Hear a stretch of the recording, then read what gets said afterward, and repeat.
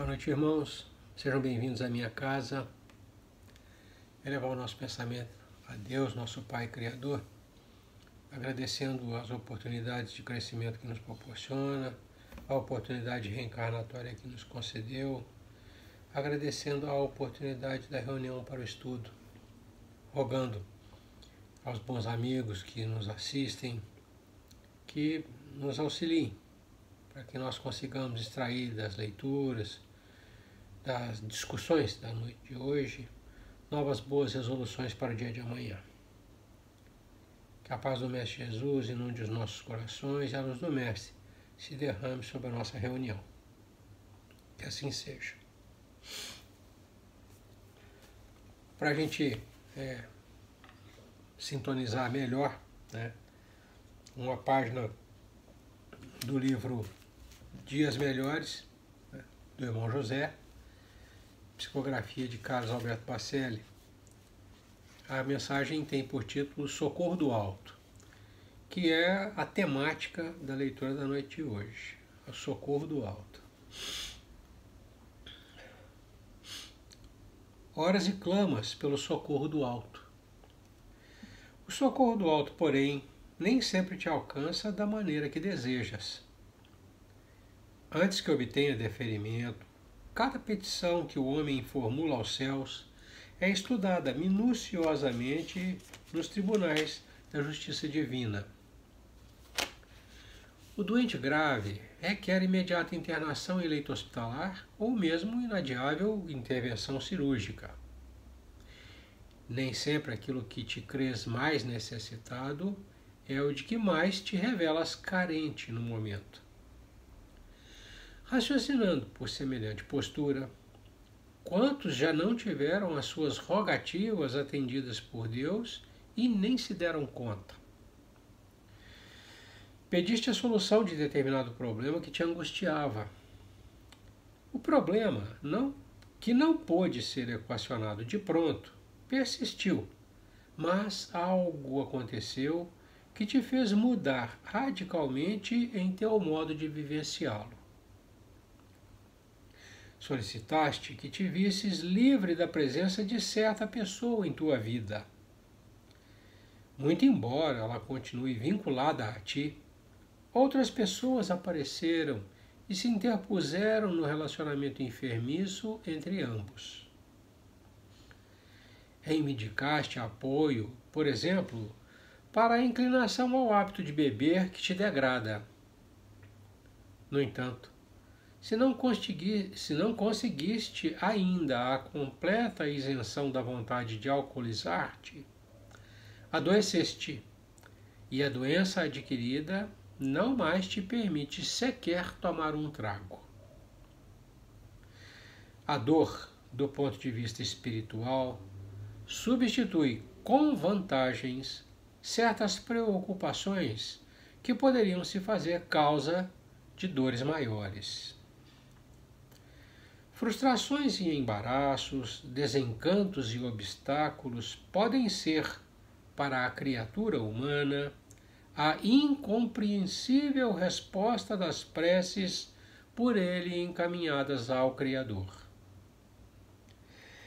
Às vezes, no aparente agravamento de uma situação diante da qual o homem se vê sem forças para reagir, está a intercessão, capaz de operar sem violência o prodígio de modificá-lo para melhor.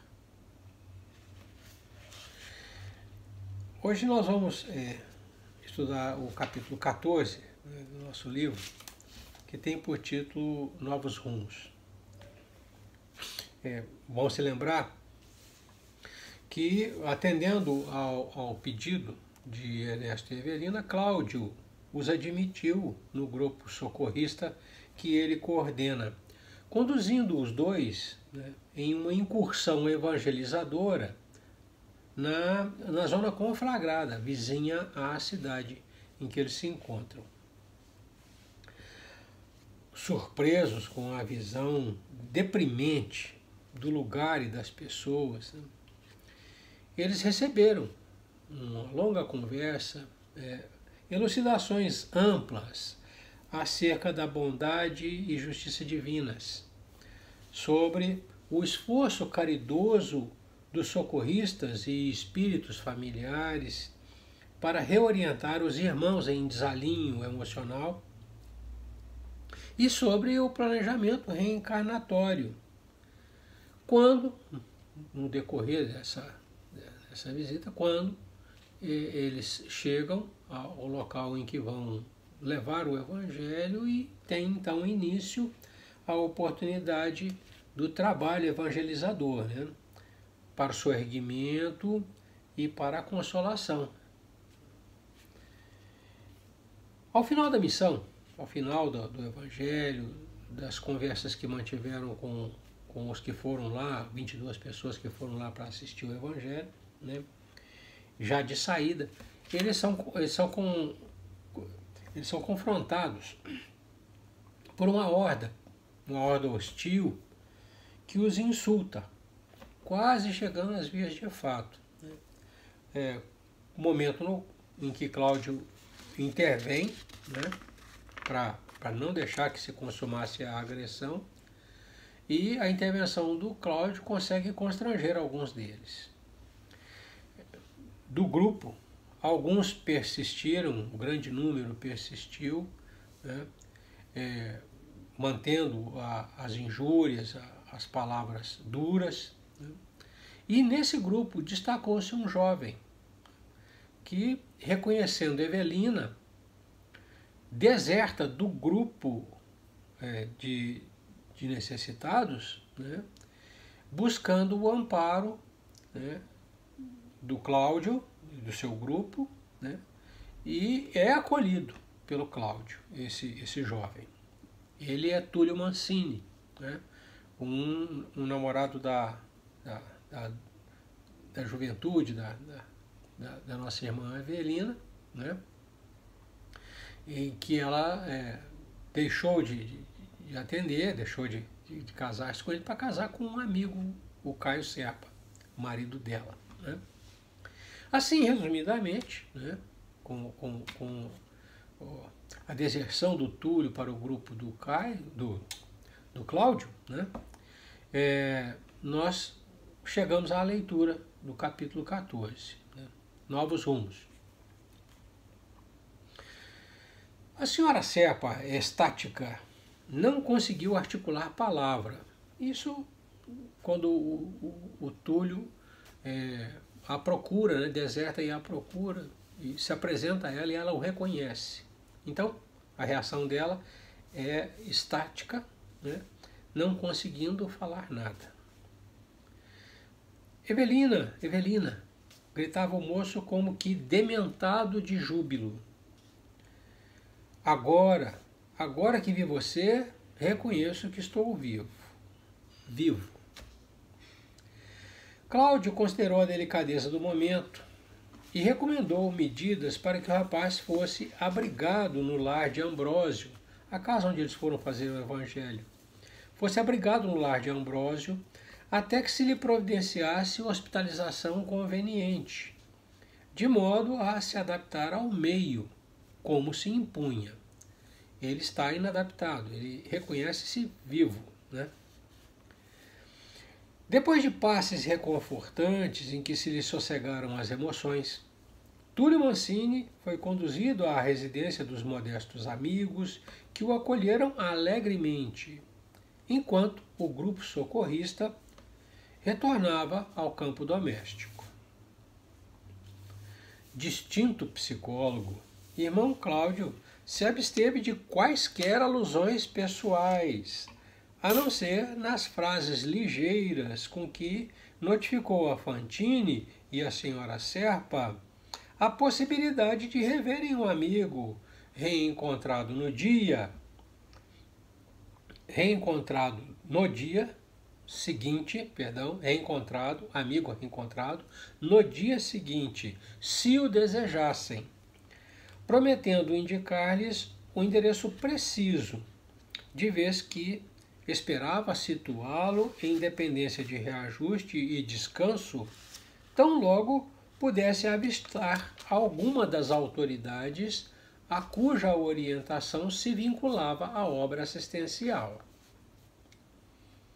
Ernesto, a seu turno, estimaria ouvir a companheira com respeito ao suicida, que lhe fora objeto de tantos comentários desde a conversação primeira. No entanto, calava-se, observando-a francamente aparvalhada e apoiando-se-lhe ao braço em fundo silêncio. Na cabeça dele, Fantini, pensamentos contraditórios se embaralhavam, sugerindo inquirições sem resposta. Não era Túlio um suicida? Perguntava-se. Lera bastante material informativo sobre suicidas, além da morte, e acreditava estivessem eles comumente agoniados nas duras penalidades a que se impunham pelo desacato às leis de Deus. Por que motivo escapara Mancini às corrigendas a que fazia jus, pervagando, caminhando sem destino, à vontade, na província dos alienados mentais, entre espíritos rebeldes e vagabundos? Homem educado, porém, buscou emudecer considerações e perguntas para unicamente reverenciar a perplexidade da amiga, que desde muito lhe ganhara o coração.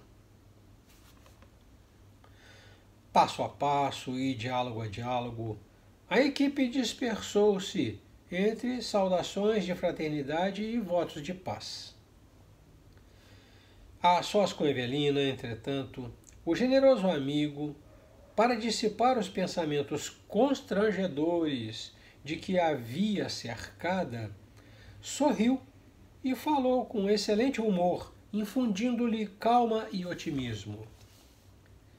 Excelentíssima senhora Serpa, se alguma dúvida nos restava sobre a morte de nossos corpos físicos, que já devem ter desaparecido no bojo da terra, já não nos é possível doravante qualquer incerteza.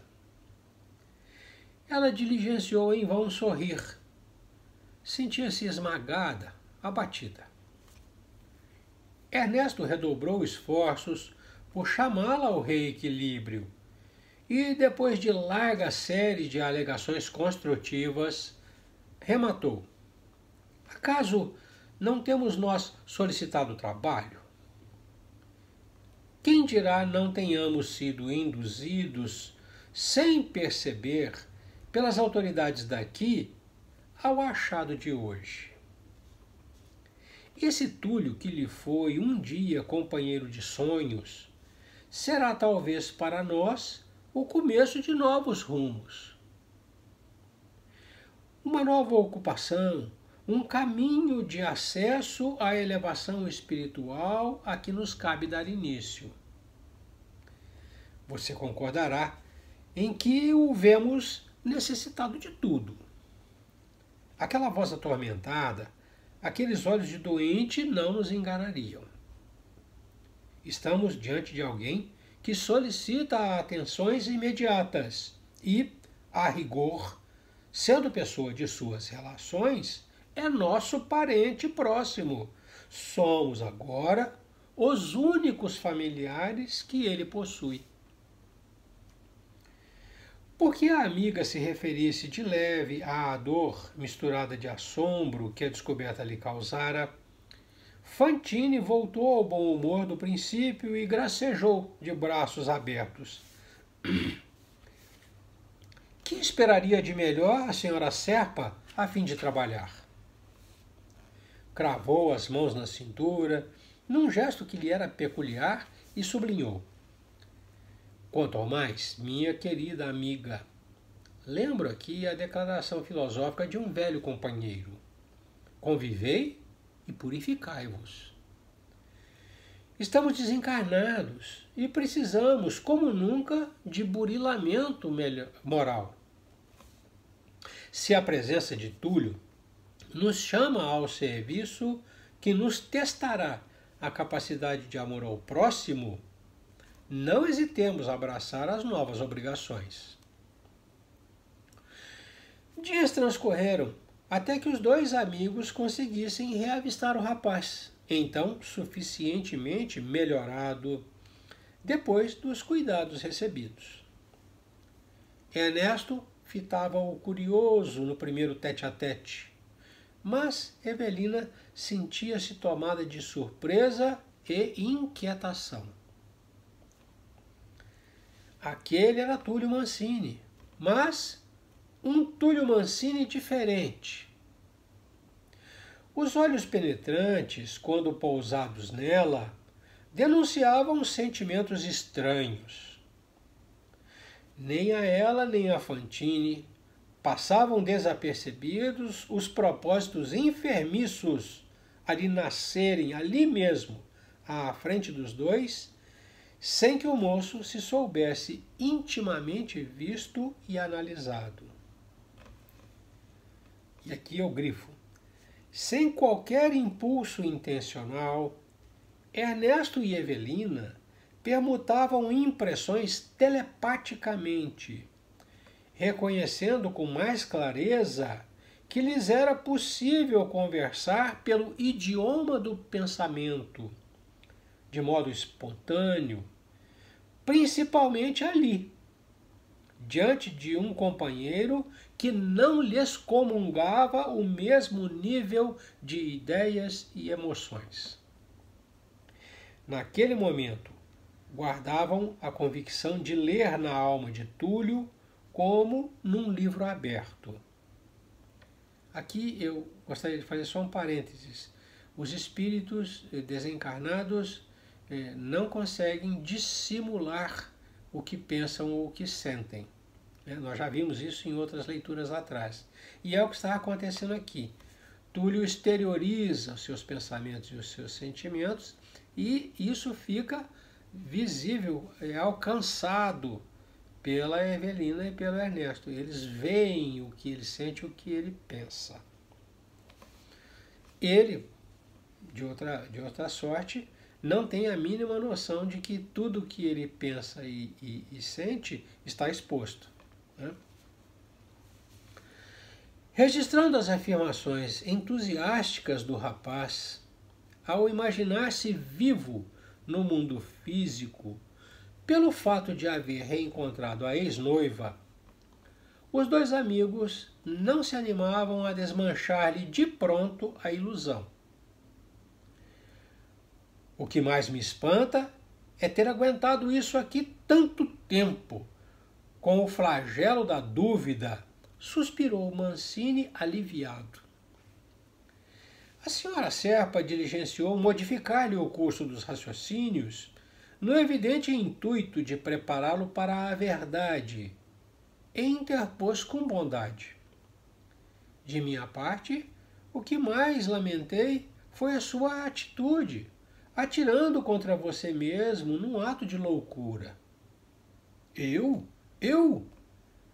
Pois você não soube? Redarguiu o moço admirado. Nunca fiz isso. Eu tive, é verdade, a fraqueza de pensar um dia em matar-me pelo veneno por sua causa. Mas depois reconheci que você não me desprezava. E eu queria, a todo preço, reconquistar a sua afeição. Sucede, porém, que no anseio de colocar-me fora de campo, Caio foi procurar-me, solicitando-me ir com ele ao meu escritório para consultarmos juntos um livro de direito internacional. Porque alegasse urgência, não vacilei em prestar-lhe o favor. Era um feriado e as salas próximas jaziam fechadas. A sós comigo, abandonou os assuntos da profissão e passou a acusar-me. Disse que a minha covardia, recorrendo ao veneno, abalara o amor que existia entre ele e você. Tentei justificar-me. Quando me detinha a considerar a pureza do meu afeto, aquele brutamontes vomitou insultos que não consigo esquecer e, sacando um revólver, me alvejou no peito. Caí no piso e nada mais vi. Acordei, não sei quando, num quarto de hospital e, desde então, vivo enfermo e revoltado, buscando reaver a saúde para ensinar a aquele biltre, aquele canalha infame, quanto vale a minha vingança. Um raio que caísse ali sobre os três não teria arrasado o ânimo da senhora Serpa quanto àquela revelação terrível. Num átimo, percebeu que Túlio não largara o corpo em arrancada suicida, mas sim constrangido pela arma daquele a quem desposara no mundo. Ao mesmo tempo que Fantine, estupefato, concluía que o rapaz fora vítima de um crime desconhecido entre os homens. E fosse porque aflitivos pensamentos de culpa lhe azorragassem, lhe maltratassem o cérebro, ou porque notava no moço o anseio indisfarçado de ficar a sós com Evelina, rogou telepaticamente a ela não fizesse o mínimo esforço por trazer Mancini à realidade, e sim tivesse paciência, até que pudessem estabelecer planos de socorro ao moço infeliz. A senhora Serpa entendeu e Ernesto pediu licença para afastar-se. Queria pensar, repousar. Ao demais, informou, era natural que os dois tivessem confidências de coração para coração. Mais tarde se reencontrariam. Embora contrafeita, Evelina concordou. Quando se voltou, porém, para o ex-noivo, sentiu-se algo desamparada, qual se renteasse com perigos ocultos. Mancini convidou-a a pequeno passeio pelo parque da instituição que o albergava, que o abrigava. E, em poucos instantes, ei-los um ao lado do outro, a passo vagaroso, entre sebes floridas e árvores protetoras, aspirando o vento embalsamado de nutrientes perfumes. Evelina, recomeçou ele, quem é este velho que você está trazendo a tiracolo? A interpelada mostrou-se penosamente impressionada com a frase agressiva pronunciada em tom de sarcasmo. No entanto, respondeu gentil. Trata-se de amigo distinto, a quem devo inestimáveis favores. Ele chasqueou. Compreenda que sofri muito para achar você. Agora, não cedo sua companhia a homem algum, mesmo que esse homem fosse seu pai. Ela se dispunha a revidar, solicitando moderação. Todavia, Mancini prosseguiu eufórico. Evelina, tenho um mundo de coisas a saber, a perguntar e a ouvir de você. Não sei realmente se tenho estado louco, onde estamos, o que fazemos. Entretanto, prefiro falar de você e de mim, unicamente de nós dois. Nessa altura do diálogo, esbarraram com um bonito e pequeno caramanchão, um suporte para trepadeiras, né? um ampegolado. Pequeno caramanchão, totalmente envolto de trepadeiras. Túlio, em voz suplicante, implorou fizessem ali uma parada de refazimento. Sentia dores quando se movimentava em demasia, alegou. Desde o tiro sofrido, não se reconhecia o mesmo. Evelina obedeceu maquinalmente impulsionada pela compaixão. Acomodaram-se ambos num dos bancos existentes no recinto, doce e agreste. O moço relanceou os olhos por todos os lados, como a certificar-se de que se viam absolutamente sozinhos. E em seguida fechou a única porta da peça, que passou a receber luz e ar através das altas e estreitas janelas, que quase se comunicavam com o teto. Em se voltando para a companheira, patenteava no semblante tamanha expressão de sensualidade que a senhora estremeceu. Evelina, rogou ele apaixonadamente, você sabe que tenho esperado por este momento de felicidade em todos estes anos de angústia. Você e eu juntos. Ela não foi totalmente insensível ao apelo afetivo daquele homem jovem a quem amara e enterneceu-se. Relembrou as noites de cochichada ternura nos parques e nos cinemas antes de comprometer-se com Serpa. Sim, aquele era Mancini, o rapaz que a impressionara tanto. A mesma simpatia e a mesma voz de enamorado, acenando-lhe com a renovação do destino. Instintivamente, rememorou as infidelidades do marido, o escárnio revestido de belas palavras que recebera dele tantas vezes em casa. E por um momento balançou-se-lhe outra vez o coração entre os dois, qual ocorrera nos tempos do noivado. Túlio estava agora diante dela, prometendo-lhe de novo um amor ardente, tranquilo. Achou-se como que inebriada pelas considerações que ouvia, mas a consciência vigilante impeliu-a a reajustar-se. Via-se dominada por estranho sentimento que a induzia para ele. No entanto, ao mesmo tempo, algo em Mancini, naquele instante, lhe impunha medo e certa repugnância. Não era ele mais o cavalheiro de outra época. Mostrava-se imponderado, desabrido.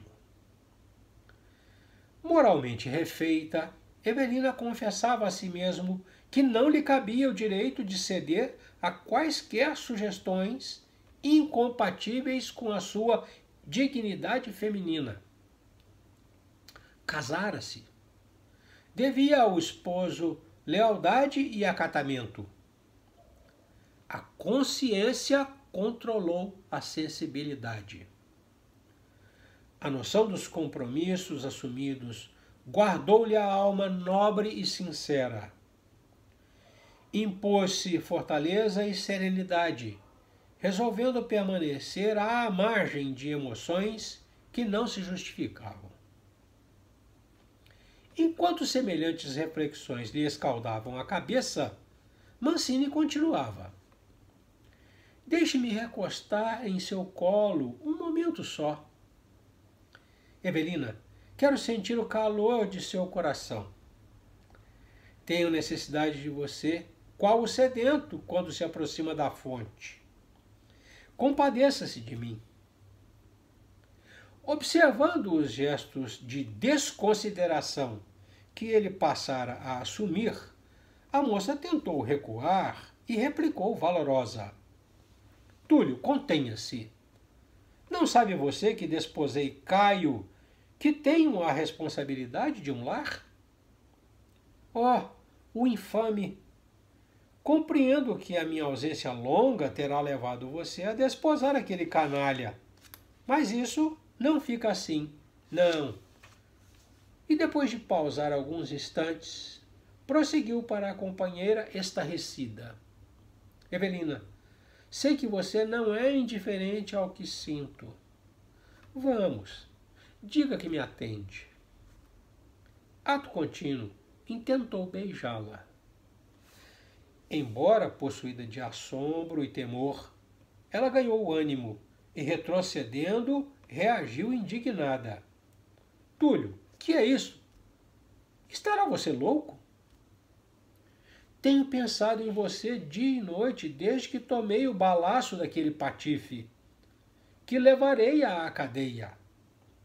Não tenho mais ninguém na imaginação. Não se compadece você de mim?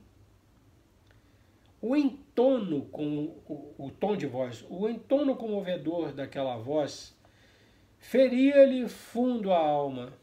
No entanto, a senhora Serpa objetou firme. Compreendo a sua estima e agradeço a lembrança, mas julga você justo atacar-me assim desrespeitosamente, quando já lhe falei que tenho um marido e por isso mesmo contas a prestar? Mancini silenciou por momentos e, em seguida, exibiu nos olhos esgazeados a perturbação que lhe passou a senhorear os mecanismos da mente. Transfigurou o pranto em escárnio e desfez-se numa gargalhada terrível. O marido, aquele crápula, zombou. O povo de onde venho agora, o povo da terra da liberdade, tem toda a razão. Entendo, você agora faz parte dos santos, mas eu não sou mascarado. Sou o que sou, um homem com as funções que me são próprias. Quero você e isso a escandaliza? Boa piada. Você é uma mulher como as outras. Você não é melhor do que todas aquelas que conheço na Terra da Liberdade, apenas com a diferença de que você se oculta na capa andrajosa da disciplina. Sim, suspirou Evelina, magoada. Não nego a minha fragilidade humana. Não acredita você, porém, que a disciplina é a melhor maneira de educar-nos e dignificar os nossos sentimentos? Ah, galhofou ele. Obediência é camisa de força em que os hipócritas metem os simples, mas você mudará de ideia. A moça, agoniada, confiava-se à oração muda, implorando socorro aos poderes da vida maior. Enquanto isso, o companheiro avançava mofando. Mofar é zombar, fazer troça. Zombando. Olhe para dentro de você mesma e verificará seu disfarce. Você é um anjo de pé de chumbo, igual aos outros macacos fantasiados que andam por aí. Largue mão disso. Todos somos livres, filhos da natureza, para fazer o que quisermos. Proclame a sua independência, se não deseja acabar na senzala dos tartufos da sujeição. Tartufo é hipócrita, enganador.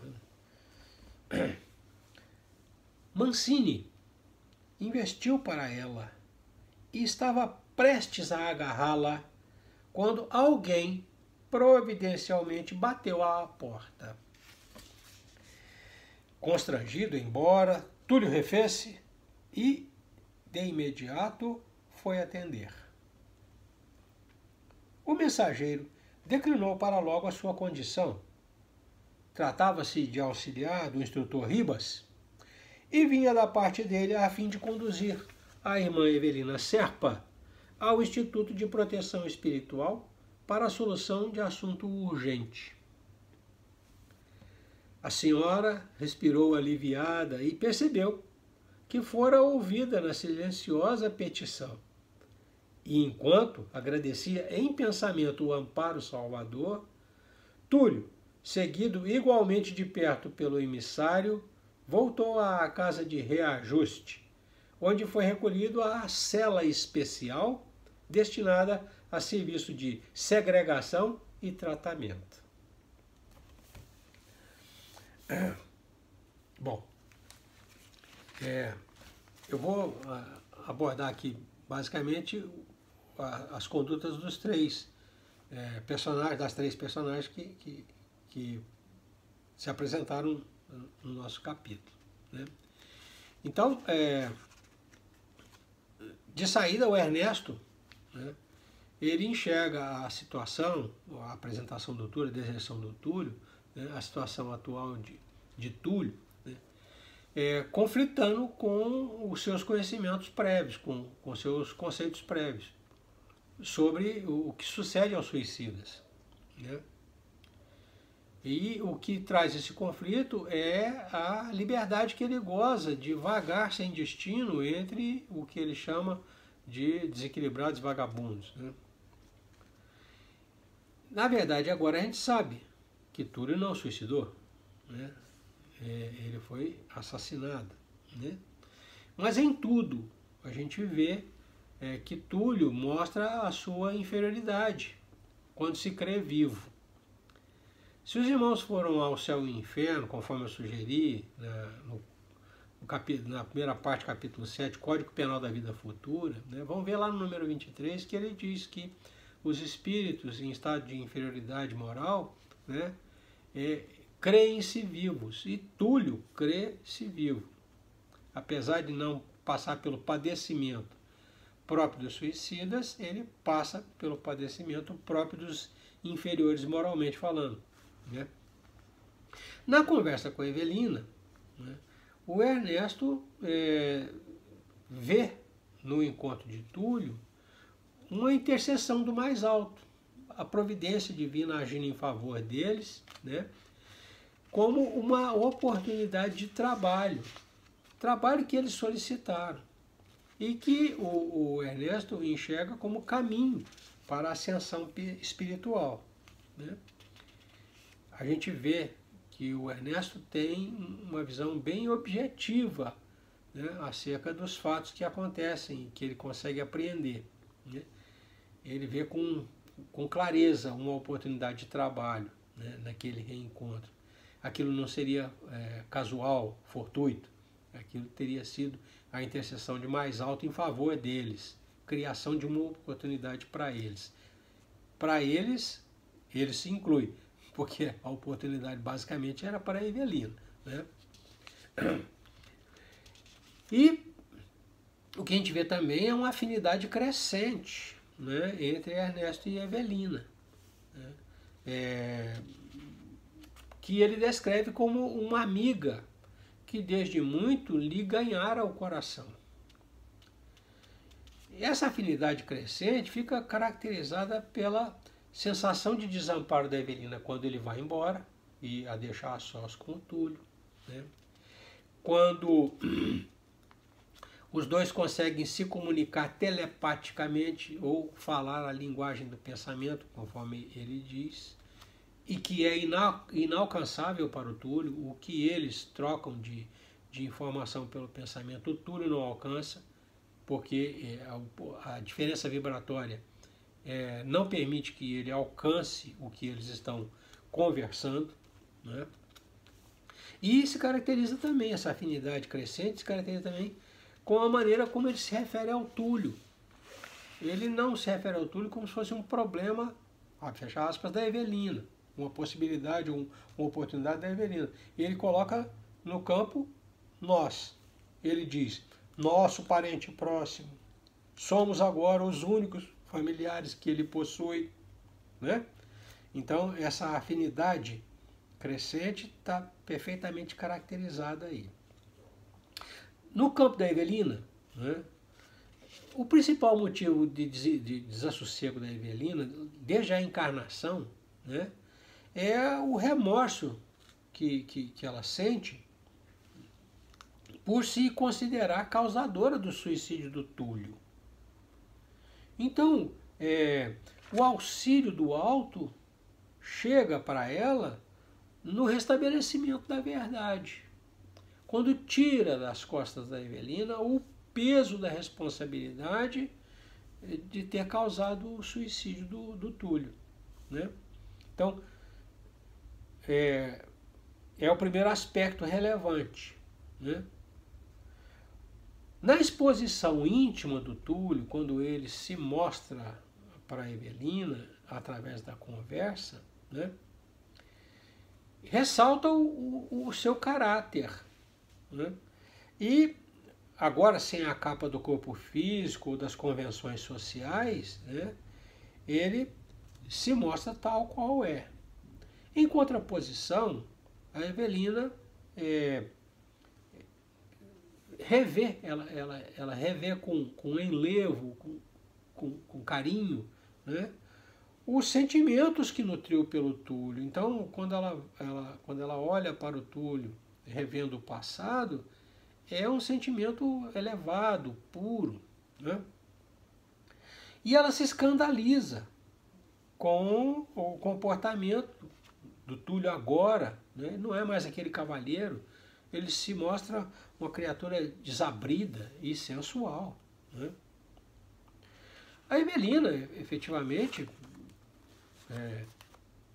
tem por ele sentimento, teve lá atrás, tem por ele sentimento e sente-se tentada, né? Mas o Túlio Mancini que se apresenta não é o homem que ela conhecia. E ele agora inspira a ela medo e uma certa repugnância, ela diz, né? Esse desajuste é a diferença fluídica dos dois. Os pensamentos dela e dele são inversos, são opostos, né? Então, não há como obter afinidade, né, quando a gente tem esse tipo de diferença fluídica. Aí o sentimento de medo e repugnância fica perfeitamente justificado, né? O segundo aspecto interessante, né, e esse é efetivamente o que a contém, que a mantém lúcida, fiel à sua consciência, é a autocontenção por princípios éticos. Então, os princípios éticos da Evelina a impedem de sofrer a queda moral, de ceder aos pedidos, né, do Túlio. O Rui Barbosa, né, o grande personagem brasileiro, né, desses que nós estamos tão carentes, né, ele definia assim: as leis são um freio para os crimes públicos, a religião um freio para os crimes secretos. Nessa frase dele a gente vê a verdade, a força, né, que a religião imprime na construção do caráter das pessoas. Então a Evelina, muito embora sentisse tentada a ceder ao amor antigo, né, conteve-se, manteve-se fiel aos princípios éticos, né? Por fim, Túlio. Túlio se caracteriza pela sensualidade, é o que transborda no comportamento dele, nas frases dele, nas tentativas dele, né?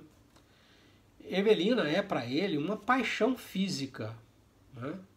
É uma mulher a ser conquistada, pura e simplesmente. O seu pedido de socorro por Jesus, agora parece bem mais claro, né? Foi um oportunismo para se juntar ao grupo onde a Evelina estava, né? A gente não sente nenhuma alteração de conduta, né, que teria sido inspirada por Jesus. E aí a gente precisa lembrar, né, que os espíritos na erraticidade eles se reúnem segundo as suas afinidades. Então, o Túlio, que estava lá naquele grupo de endurecidos, que se manteve injuriando a caravana socorrista, né, ele estava lá porque é assim que ele pensa, é assim que ele age. Aqueles que estavam junto com ele se lhe assemelham, são afins da maneira de pensar e agir dele. A gente tem a ideia de que a criatura está lá constrangida, cooptada, né? Foi transformada em pessoa. Não, os espíritos com o desencarne se transferem para o plano espiritual com aquilo que acumularam em pensamento e em sentimento, em moralidade que construíram. Então, o Túlio foi para o plano espiritual daquele jeito. Ele é aquilo, né? Ele não foi transformado em homem mau, não foi cooptado, não foi constrangido. E aí ele se apresenta a Evelina diferentemente do que se apresentava no plano físico, quando ele era um cavalheiro, ela diz. Não é o cavalheiro, né, de quem ela se apaixonou, né? É um homem transmudado, mas ele não foi transmudado. Ele é aquilo mesmo, ele só estava encoberto pelas convenções sociais e pelo corpo físico. Uma vez colocado na erraticidade, livre, ele se apresenta tal qual é, né? Bom, existem outros aspectos também interessantes, né? Que, se por acaso os irmãos tiverem curiosidade para debater, para levantar como questão, né? O chat que fica para os comentários, né, se destina a receber esse tipo de intervenção. Então os irmãos fiquem à vontade para um ou outro aspecto da leitura que lhes chamou a atenção, que consideram importantes, comentar, perguntar, acrescentar na exposição que nós fizemos. Tá?